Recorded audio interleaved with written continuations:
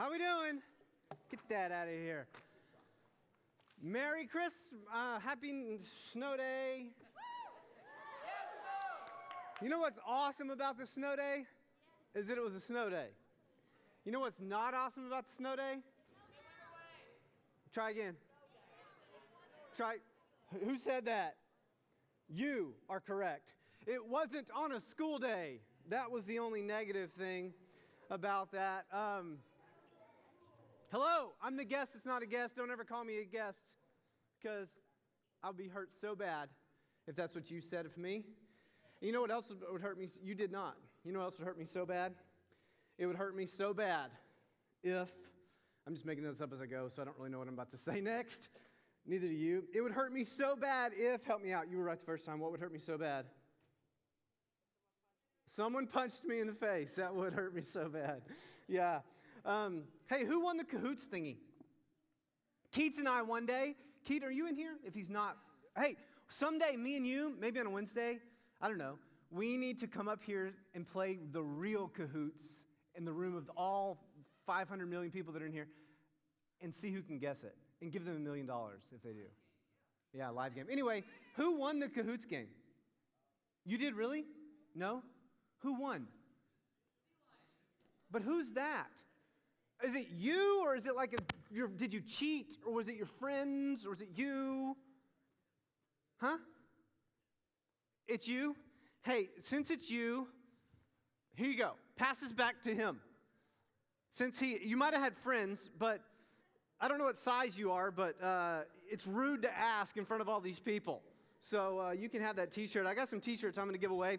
These t-shirts are actually, I'll tell you about it a little more later. I do want to highlight this morning. But these are, I've been privileged to be part of a program we're starting up. Drew Anderson runs this thing. It's called GAP program.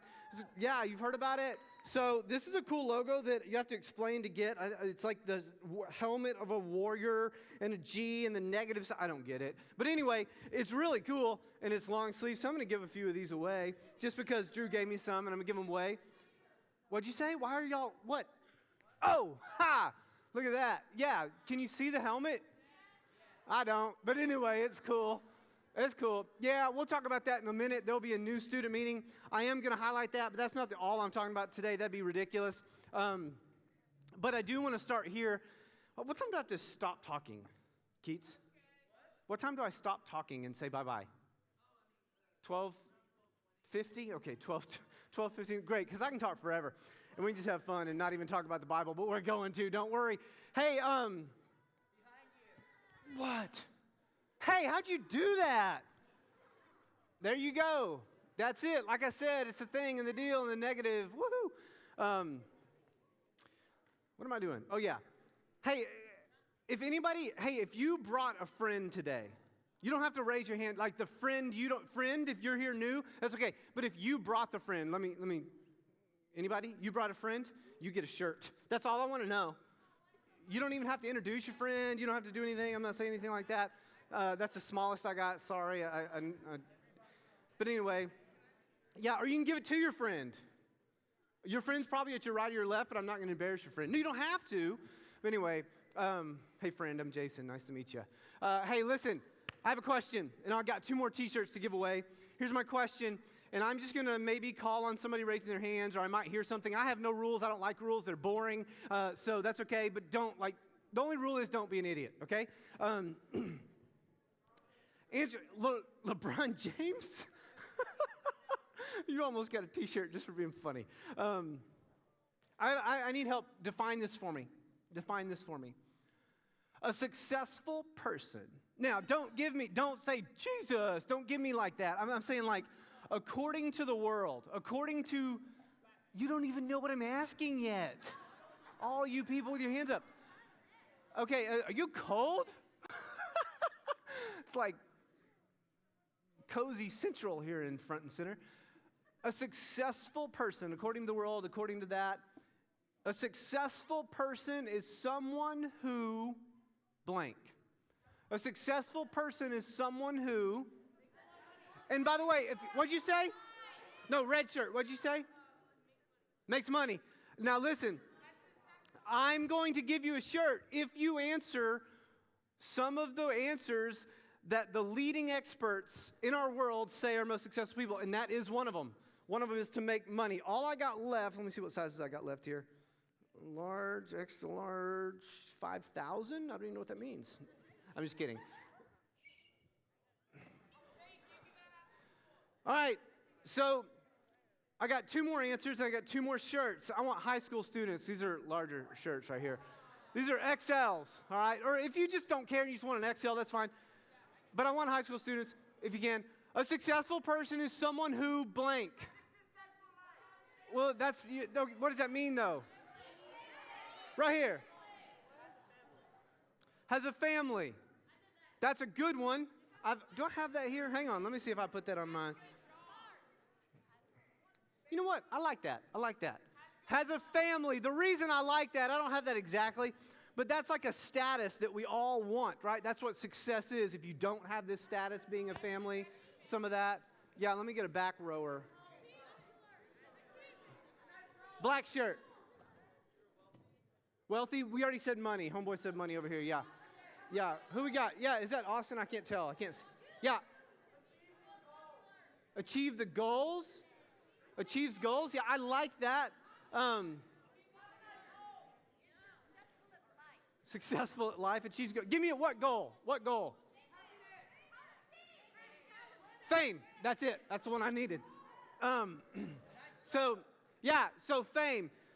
So in our world, success is, like I have a status, I have a family, I gained all this stuff, or I gained fame, or I gained money. Matter of fact, here's what the leading sources say. There were like 50 of these people. I chose the top 50 most successful people in the world.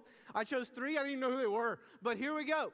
Here we go. These are them. Here's the face of them. Do you know who this is? This is one of the most successful people in the world. Anybody? Anybody? Raise your hand if you know who this is. I didn't. I'll tell you who it is. I don't know what you said, but I'm sure it's funny. Here's who she is. Listen. Her name is Chloe Kim. She's 19 years old. She's one of the most successful people in the world because she's become the youngest half-pipe medalist in Olympic history in 2018. So she won a half-pipe thingy at age 19. Therefore, she is the most successful people in the world. In the world. Great. I'm sure she's a wonderful human being, but that's how we define success. She won a snow thingy, right? I guess. Is that skateboard? Is that snowboard? I don't know. Go to the next one. Look at this guy, Bill Gates. Look at this guy. I love the picture. Everybody imitate him for a minute. Yeah. Okay, nobody imitate him. Just ignore me, whatever. Yeah. We'll talk about it later. Who's this guy? His name, I'm going to give you a prize if you guess him and nobody guessed him. His name is Tom Brady. His name is Logan Green. He's 34 years old. He is the co-founder and CEO of Lyft. Valued, listen to this, listen to this, listen to this. Look at me, listen. Valued at $23.4 billion. So how did we judge success for this guy? How much money he makes. He makes a lot of money. Okay, here's this last lady. Her name, girl, her name was on your quiz. I didn't know her until I can't hear you, so you all win. Here's who she is. Her name is Kylie Jenner. She's 21. She is the world's youngest billionaire. She's the world's youngest billionaire. So listen, according to the world, success revolves around a few things. Power, position, wealth, fame would probably go under power, position. There's another one that I found. It was the youngest congresswoman. She's 29 when she was elected. Well, great. I don't know who she is, but we say she's successful because of her power. So here's the deal. Listen to me, listen to me, listen to me. The world says this to all of you in the room. If you want to be successful, you've either got to have a position of power, you've got to have a lot of money, You've got to gain a status of that perfect family. You've got to have something to show for it to be successful. Therefore, you've got to go out and you've got to prove yourself. You've got to work hard at it. Now, working hard is good, but what I'm saying is we've got to do that at all costs. If you don't live a truly successful life. So my question to you this morning is, what does God say about a successful life? What is true success in life? Because if it's becoming a billionaire at age 29 or doing a half-pipe thingy so well that you beat everybody else in 2018, or if it's becoming a $23.4 billion company, let me tell you, a lot of us in this room are going to be utter failures. Yeah, I've inspired you. Listen, if success is defined by the world, if the world gets to do that, then let me tell you what's true. Let me tell you what's true, and I'm serious. If the world gets to define success, what true success is, then let me tell you, if you don't make the team or the squad or the whatever that you try out for or the band, then you, by the world's definition, are a failure. If you don't make the team, the squad, the thing, the band, the whatever, and then become a starting person, a main person, a first chair, if you don't achieve that, then let me tell you, you are a failure according to the world. And let me tell you, if you ask the girl out and she says, no, get away from me, you creep, then you are a failure. And let me tell you, girls, if the guys never ask you out according to the world, then you are a failure. If you don't get into the college you want to get into because your grades aren't quite there, then the world tells you you are a failure. If you get a low enough score, it's not an A, it's not a B, it's not a C, it's not a D, it's an... What does that stand for? They tell you in the score, you failed.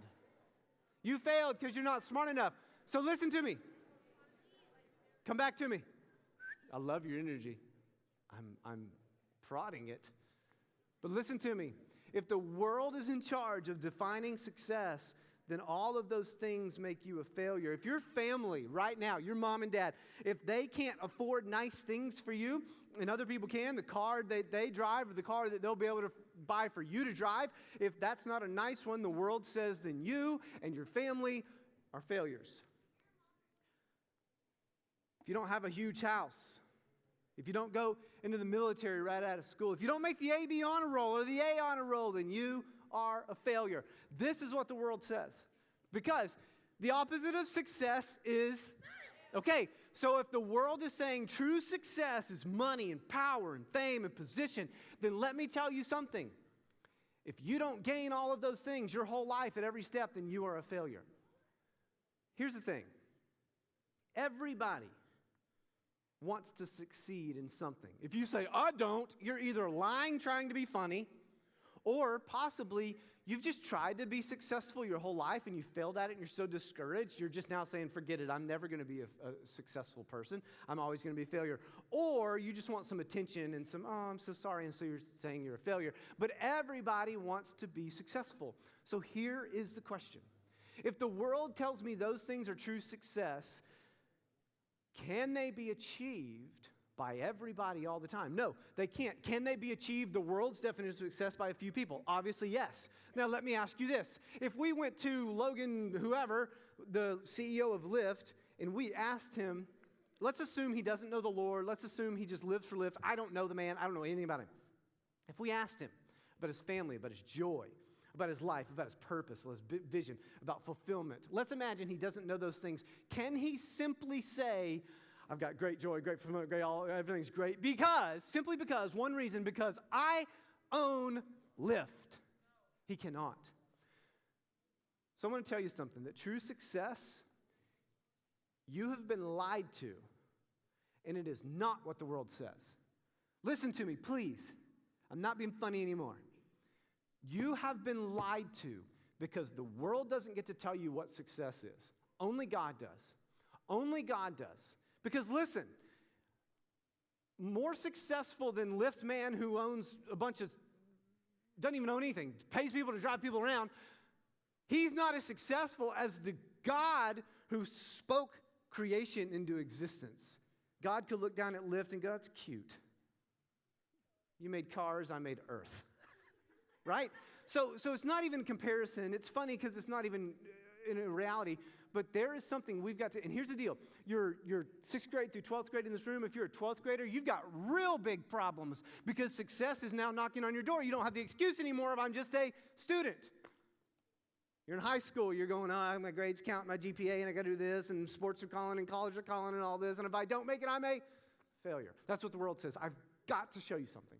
I've shown you this text before in a different way, so don't feel like, I heard him teach this. I'm not teaching this another way. It's one of my favorites.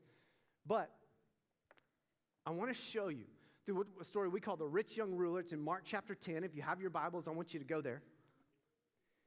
Because success is not what you've been told.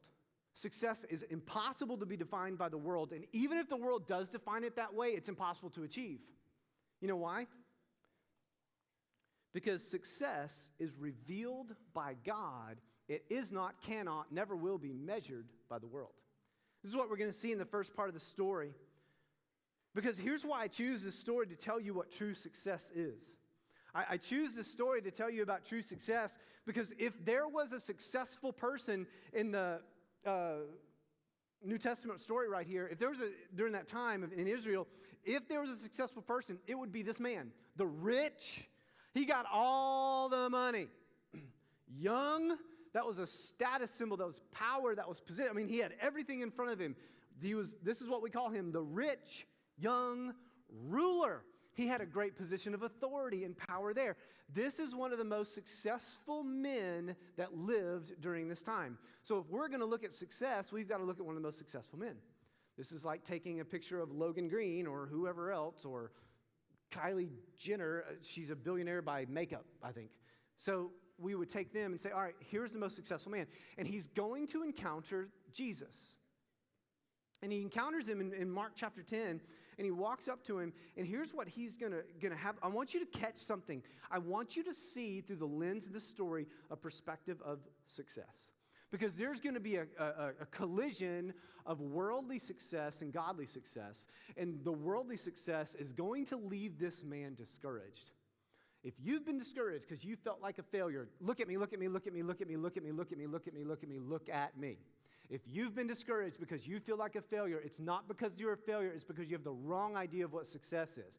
If you feel like, listen to me guys, if you feel like you failed in anything, it's not because you did, it's because your perspective is wrong. You don't know what true success is. Let me show you. Not what I think it is, but what God thinks it is, because true success is revealed by God. It is not measured by the world.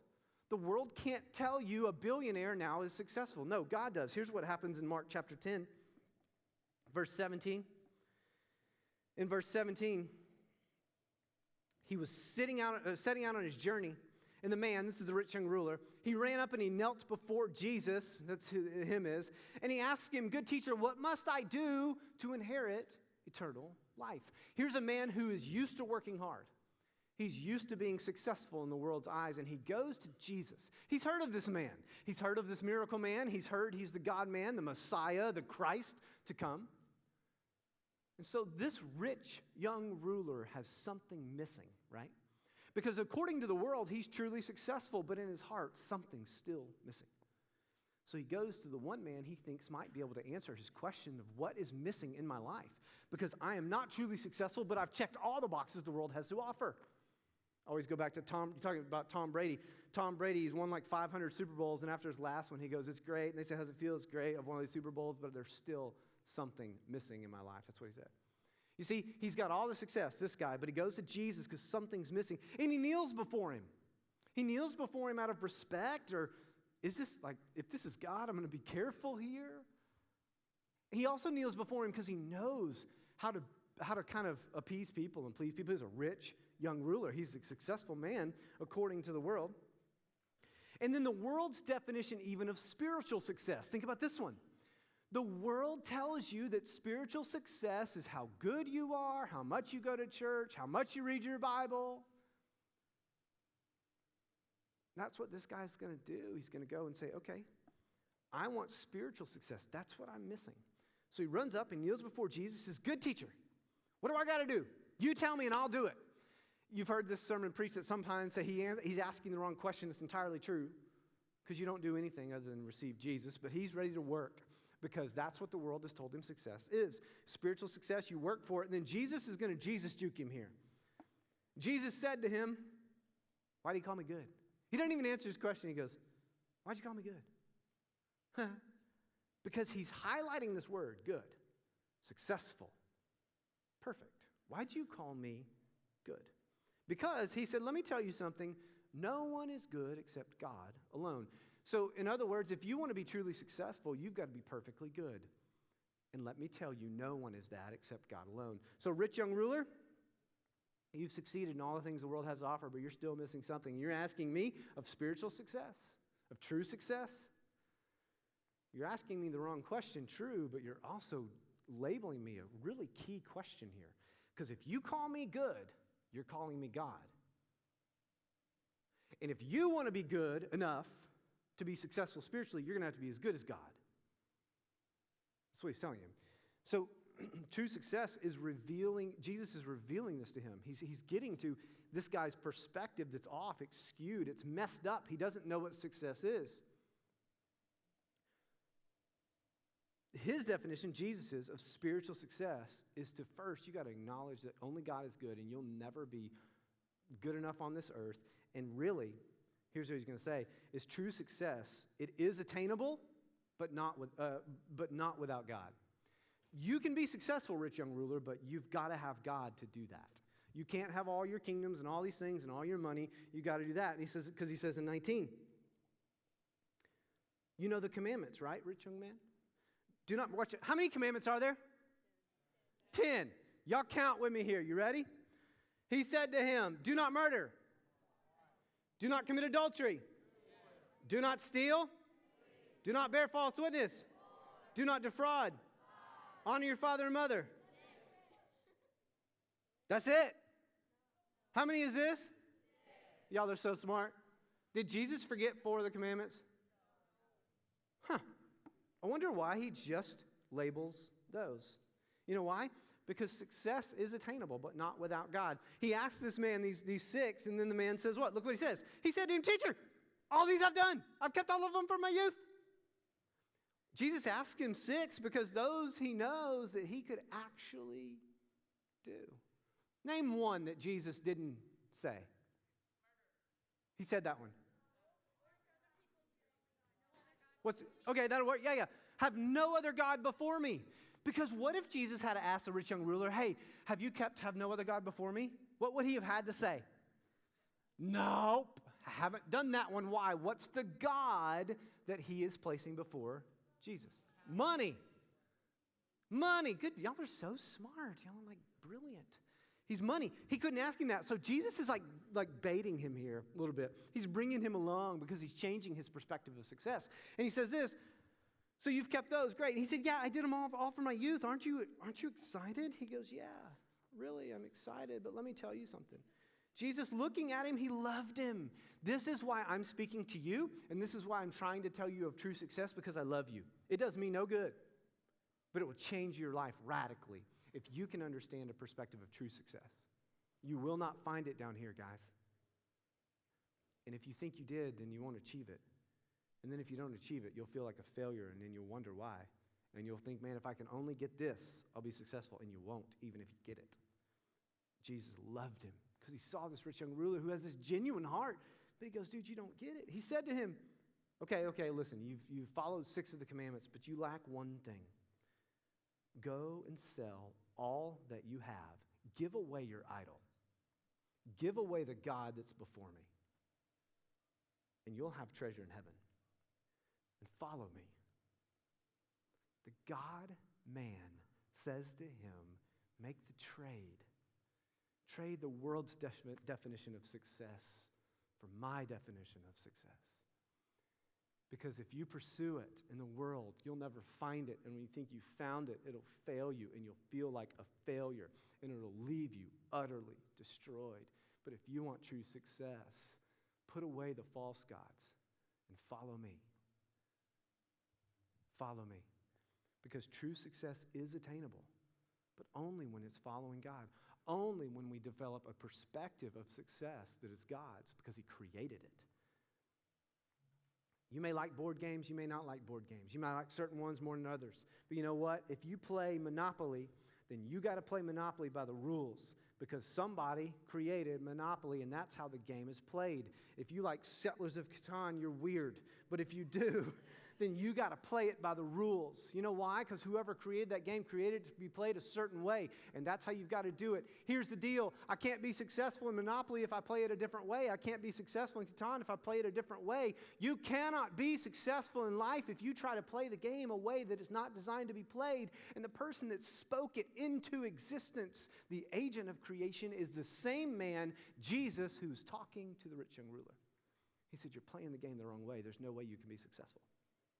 There's no way you can be successful because this guy can't give up his love of money, his love of success, because those things define him. Those things give him value. But then not enough value, or he wouldn't be at Jesus' feet right now, but he is.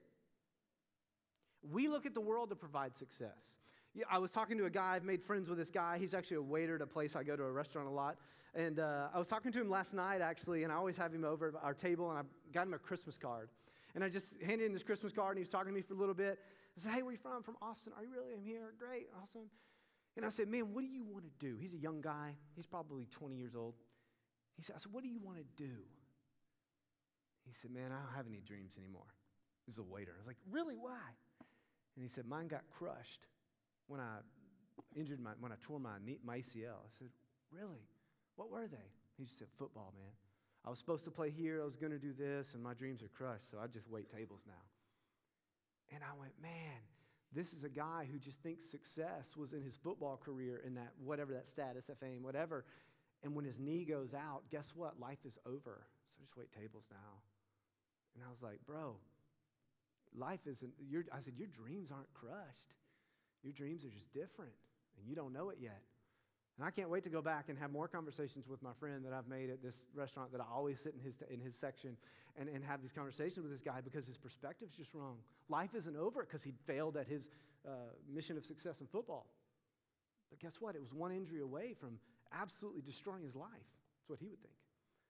He said this to me. He barely knows me. My dreams are crushed. He has no idea I'm a pastor. He has no idea what I do. He just knows I like my hamburger medium with cheese and mustard and mayonnaise. That's all he knows. That's funny. Anyway, thank you. Turning into dad jokes over here. Just don't judge me. Listen to this. I've kept them from my youth. Jesus said, I love you. Come follow me. The verse 22 should break your heart. This is the only person in the Bible that is ever specifically asked by Jesus to follow him, and he does not. He's also the only person in the Bible who approaches Jesus for help, and Jesus gives it to him, and he leaves disheartened or sad. Disheartened by the saying, he went away. He went away sorrowful, for he had great possessions. He wouldn't make the trade. He wouldn't change his perspective of what success is. He said, no, Jesus, I'm going to still pursue being a rich, young ruler. Not a follower of Jesus. I won't follow you because I can't give up my idol. Idols die hard, don't they? They do. You ever heard the saying, professional athletes die twice? It's a saying of like if you're, Tony Romo and you retire from the NFL, you die that day because your identity's gone. You're no longer a football player. You die that day, and then you'll die again when you go to be with the Lord or whatever. But in a sense, that's what he's asking this guy to do, die twice. Die to everything that defines you because it's never given you the success you've pursued. Then he says this as he continues on. He's going to give this teachable moment. He's going to give this teachable moment because he's going to turn to his disciples who've seen this whole thing transpire. And he's going to turn to his disciples and he's going to give them a teachable moment. Here's the teachable moment. His teachable moment is simply this. True success is given by God. It is not gained through the world. Here's how he's going to say it. Verse 23, he looked around at his disciples. How difficult it will be for those who have wealth to enter the kingdom of God. Meaning, people that have wealth, they think that they're identified in that. They think they've succeeded there, and they're not going to see their need to have Jesus be their success for them, and all they need to do is follow him. The disciples were amazed at his words, but Jesus said to them, children, how difficult it is to enter the kingdom of God. Did you not hear me? This guy is not successful. It's easier for a camel to go through the eye of a needle than a rich person to enter the kingdom of God. It's going to take a miracle. A camel cannot make it through the eye of a needle. This is an actual needle. This isn't the gate and the thing, and if you've heard of that, this is an actual needle because it will take a miracle for this to happen. It will take a miracle for you to change your perspective from truly success being in God and not in the world. 26, they were exceedingly astonished. They said to him, then who can be saved? Because if the rich young ruler can't, like, he's a good guy. They're like, oh, hey, our daughters are like lined up to marry this dude. We want to be in his family. He's a great guy. So if he can't be saved, then who can? Jesus looked at them and said, with man, it's impossible. There's no work, there's no effort, there's no status, there's no amount of money, there's nothing humans can do to be successful. But not with God. For all things are possible with God. That you, a fallen, sinful human, can be truly successful. But you've got to change your perspective on what success is. The world cannot offer it. Only God can. Yet God would offer it not by our efforts, but by His. God would offer it through His Son, Jesus. He would offer the entry to success through the death on a cross where Jesus dies, offers His righteousness, and we offer our sin. We offer our failures to become successful because we would rely on His success on the cross. But this begins our journey. It begins our journey. It's not the end. Salvation's the beginning. Now we live life with a different perspective of what success is. Listen to me. I'm gonna hit some of you where it hurts for just a minute. You okay with that? Don't raise your hand, don't smirk, nothing like that. But isn't it true that some of you just wish your dad would focus on being a more successful father than a successful businessman? Don't some of you just wish your mom would try to be more successful at just being loving and kind and controlling and angry? I'm not knocking your mom or dad. Don't some of you wish that you could put away your idol of your status? And don't you wish that you could focus a little more on your success being to love God with all your heart, mind, soul, and strength rather than loving yourself with all your heart, mind, soul, and strength? If your dad focuses on making money, it's not that he doesn't love you. It's that his success is aimed in the wrong direction. If your dad doesn't know the Lord, which I know a lot of you that way, he's just like the rich young ruler. He's not a bad guy. His perspective just hasn't changed. If he is a believer, trust me, as a dad, I think I'm a failure all the time with my kids. I fail because I couldn't buy them the right Lego set. I fail because my house isn't as cool as I hope it is for them. I feel like a failure all the time. I know my perspective is wrong. I'm a believer. I love Jesus. I follow Him. But I feel the same way. So it's not that I'm trying to be a bad dad. It's that my perspective has changed. Sometimes as a mom, your mom loves you more than anybody in the world. You just might not know it because sometimes perspective gets changed. And I'm not saying, don't you go home saying, Jason said you're a bad mom because your perspective needs to change. Stop. Check out the log in your own eye, all right? Don't be pulling other people's speck out. I'm just saying this is the reality of it. Because everything hangs in the balance of you changing this perspective. But here's the problem. If true success was for status, money, or fame, you'd never get it. God wouldn't be impressed. If true success was all that, then why is this man still searching? If true success was all that, then why is he coming to Jesus anyway? If that's truly successful, this man was it, and he obviously isn't. So what's it going to take for you to change your perspective? Because here's one thing I can't do. I can't give you the answer in one sermon. But I'm going to give you the first step. Everybody listen to me, and I'm going to tell you the first step that you might want to do. What will it take to change your perspective? And here's the other question you need to ask. What hangs in the balance if you don't? What hangs in the balance if you don't? Well, I'll tell you. I can tell you that. You will be a failure. You know why? Because you'll never find success in the world. You'll only find it in God. So, what's it going to take? It's going to take one of two things, generally speaking. It's going to take an incredible disaster in your life for you to realize you failed at trying to be successful in the world. And you're going to have to realize that didn't work, and you've got to come to Jesus just like he did, the rich young ruler. Or you'll take the easy way. And by God's grace, he will show you, miraculously, eye of a needle, what true success is. We are giving you an advantage here. You have the option of taking the hard road.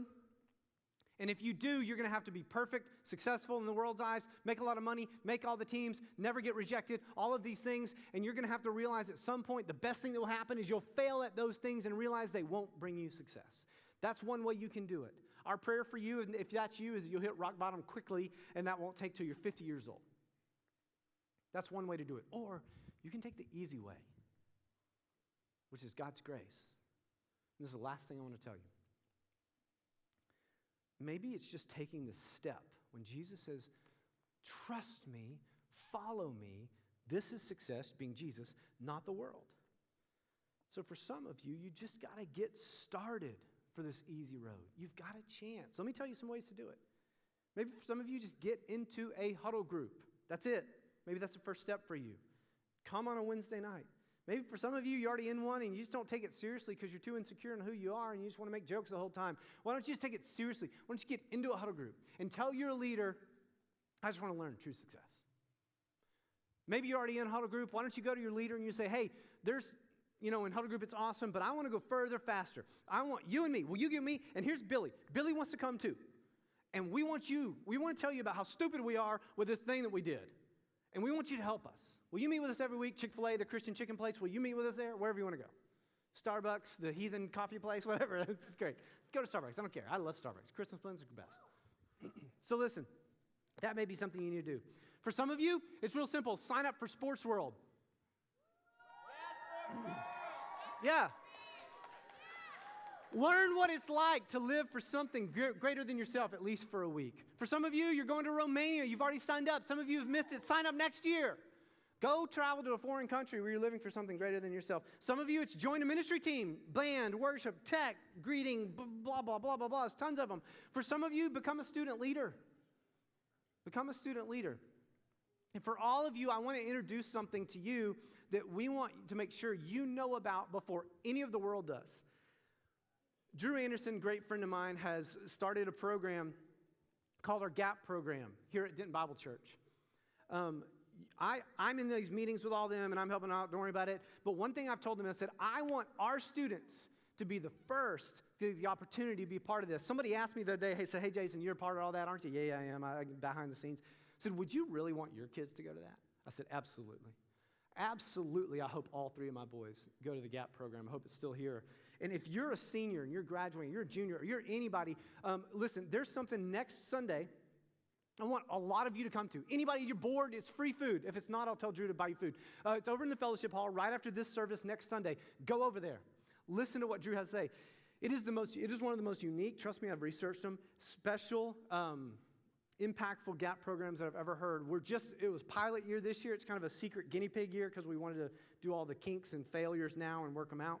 Girls, we're opening it up not this year but next year to girls, simply for the fact if we don't have a girl staff who can lead you as personally and as well as we want, Drew can't do that.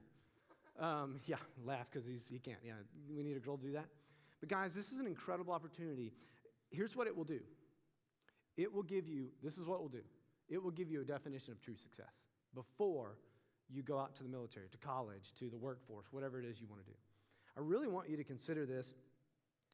It's an incredible program. I don't get a bonus check if you sign up for it. I'm being serious. If you're a freshman, start thinking about it. If you're in middle school, just sign up for Sports World, okay? But you'll get there. You'll get there. If you're a senior, you need to be there next Sunday. If you're a junior, you need to be there next Sunday, especially if you're a girl, if you're a junior. If you're a girl and you're a senior, sorry, you're 1 year off. But it's a really incredible program because here's the deal. Whether it's joining a huddle group, whether it's meeting with your leader outside of huddle group time, whether it's being a part of Sports World for the first time or going to Romania or doing something drastic like getting into a GAP program, this is what it's going to take to change your perspective of what true success is. Because it won't just come to you. Because the world has lied to you. And what we're being taught is true success is money, power, and fame. And it will leave you just like the rich young ruler. So, Father, as we go from here, would you teach us what true success is? Lord, would you plug us into genuine community of people who would point us in that direction, not a friend group that would point us the wrong way? Father, I do pray that you would expose us to more and more ways to really combat the lie the world tells us of what success is. That success is surrendering our lives to Jesus, to loving you with all of our heart, mind, soul, and strength, to considering others more greater than ourselves, and to living a life pleasing to you, loving and kind. So God, would you make us that way? In Jesus' name, amen.